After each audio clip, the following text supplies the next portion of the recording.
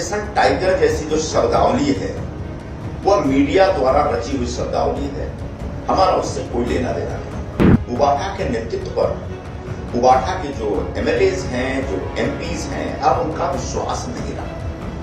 तो 2029 आते आते ये पार्टी पूरी तरह से खत्म हो जाएगी। इनके विधायकों में, इनके सांसदों में एक जबरदस्त असंतोष है। उस असंतोष का नतीजा क्या होगा मुझे नहीं मालूम है, लेकिन यह पार्टी आने वाले दिनों में धीरे धीरे खत्म हो जाएगी और इसके जितने महत्वपूर्ण लोग हैं वो सब पार्टी छोड़ के चले जाएंगे। देखिए, इस संदर्भ में दो महत्वपूर्ण बातें हैं। एक तो ऑपरेशन टाइगर जैसी जो शब्दावली है वह मीडिया द्वारा रची हुई शब्दावली है।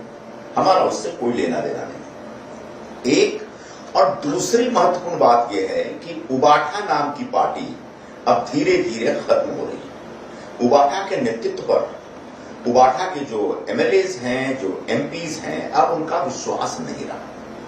तो 2029 आते आते ये पार्टी पूरी तरह से खत्म हो जाएगी। क्यों? क्योंकि रोज उबाठा छोड़ करके उद्धव ठाकरे के नेतृत्व में अविश्वास जताते हुए लोग पार्टी छोड़ के बाहर निकल रहे हैं। अब उनके जहां तक सांसदों की बात है, हमारा उससे कोई लेना देना नहीं। उनकी पार्टी का यह अंदरूनी विषय है। उन्होंने पिछले दिनों मातोश्री में एक बैठक बुलाई थी और उद्धव ठाकरे जी जो हमेशा फेसबुक लाइव रहते हैं, पहली बार उनसे प्रेरणा लेकर के उनके सांसद ऑनलाइन लाइव हो गए और उन्होंने मीटिंग ज्वाइन नहीं की, जबकि उनको 2-3 दिन पहले इस प्रकार की सूचना दी गई थी। तो इनके विधायकों में, इनके सांसदों में एक जबरदस्त असंतोष है। उस असंतोष का नतीजा क्या होगा मुझे नहीं मालूम है, लेकिन यह पार्टी आने वाले दिनों में धीरे धीरे खत्म हो जाएगी और इसके जितने महत्वपूर्ण लोग हैं वो सब पार्टी छोड़ के चले जाएंगे। अब क्यों छोड़ के जा रहे हैं? क्योंकि एक तो उबाठा का नेतृत्व बहुत अहंकारी नेतृत्व है। दूसरा यह है कि उबाठा का नेतृत्व अपने एमएलए, अपने एमपीज के लिए एक्सेसिबल नहीं है।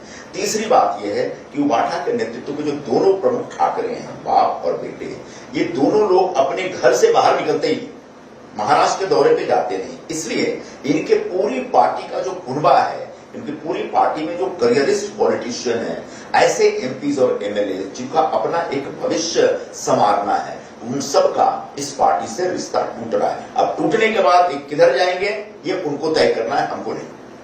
सर, संजय राउत का भी बयान आया जो आपकी पार्टी के एमएलसी हैं तुमाने, उनको लेके कि वो कौन से नेता हैं, ये ऐसे इस तरह से कोई पॉलिटिक्स में नहीं है, इस तरह से बयान दिया। और ये भी कहा कि बीजेपी कई सालों से चाह रही है कि जो शिवसेना यूबीटी है उसके लोगों को तोड़े, लेकिन वो कर नहीं पा रही है।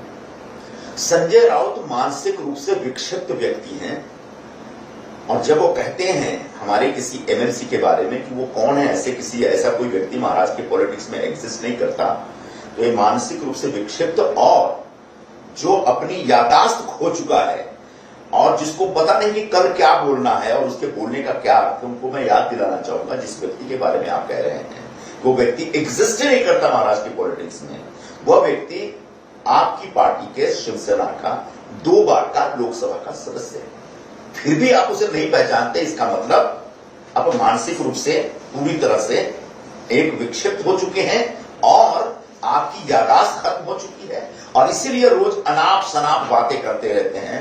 मेरी गुजारिश होगी उनकी पार्टी के नेताओं से, उनके परिवार के लोगों से कि इनका जितना जल्दी हो इलाज कराइए ताकि बोलते समय सही बात बोलें और जो बातें एग्जिस्ट नहीं करती, जिन बातों का कोई अर्थ नहीं, जिन बातों के बुरे अर्थ होते हैं, ऐसी बातें वो करना बंद करें। अगर आप ये वीडियो YouTube पर देख रहे हैं तो हमारे चैनल को सब्सक्राइब कर बेल आइकन दबाएं और Facebook पर देख रहे हैं तो हमारे पेज को लाइक करें।